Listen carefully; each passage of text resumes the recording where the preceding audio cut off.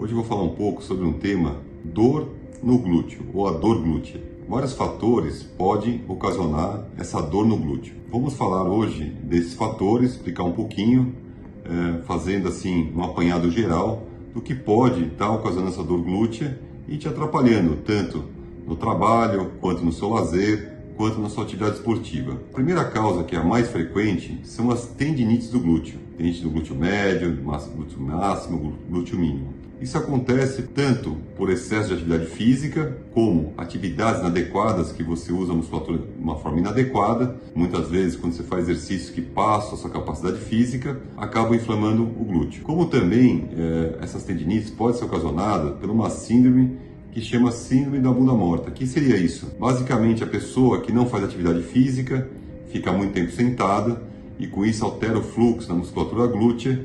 Isso ocasiona dor e tendinites e inflamações nessa musculatura. Esse primeiro grupo, você tem que tanto adequar as atividades físicas, como se você passa muito tempo sentado, faz exercícios que fortaleçam o glúteo para evitar essa dor. Segunda causa, uma causa que falam bastante nos consultórios, é a síndrome do piriforme.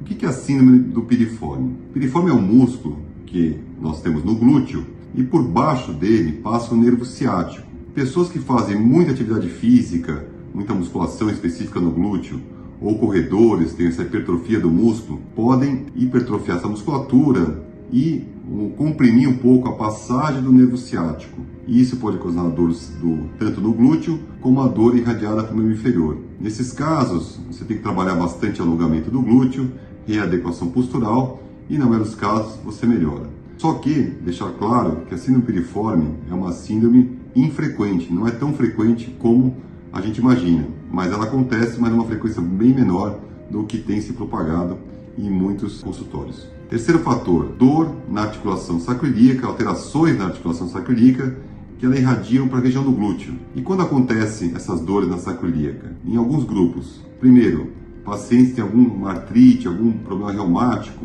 inflama essa articulação é a ligação do sacro com a bacia, uma articulação de carga, e essa inflamação causa uma dor no glúteo e na região sacral. No segundo grupo, excesso de atividade física também, somente atividades que tenha muita compressão nessa articulação, de impacto, também pode inflamar essa articulação ou causar dor. E o terceiro grupo que pode causar dor na sacroiliaca e dor irradiada para o glúteo é pacientes que fizeram alguma artrodese lombar, fizeram fixação lombar e sobrecarrega a região sacroiliaca, porque passa um pouco a mobilidade para a região sacroiliaca, também ocasionando dor nessa região.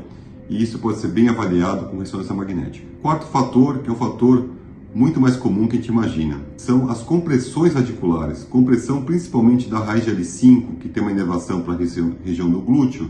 Pacientes na coluna que tem uma compressão dessa raiz nervosa podem ter como sintoma o dor glútea. Também tem dores irradiadas, alteração de sensibilidade do membro inferior, força, mas um dos sintomas, já vi alguns pacientes que só tem como sintoma a dor na região glútea. E quando a gente foi avaliar, tinha uma compressão da raiz de L5. Outro fator, bursite isquiática. Aquela bursite na região do quadril, quando você palpa o quadril, você tem uma bursite. A bursite pode ser tanto por alteração da própria bursa, como por encurtamento muscular, principalmente do tensor da face lata, como um comecinho de artrose também pode cursar com um pouco de bursite. E essa bursite ali lateral, ela pode cursar também com uma dor glútea que incomoda bastante o paciente. E o último fator, as dores de uma artrose da articulação da coluna, da dor facetária.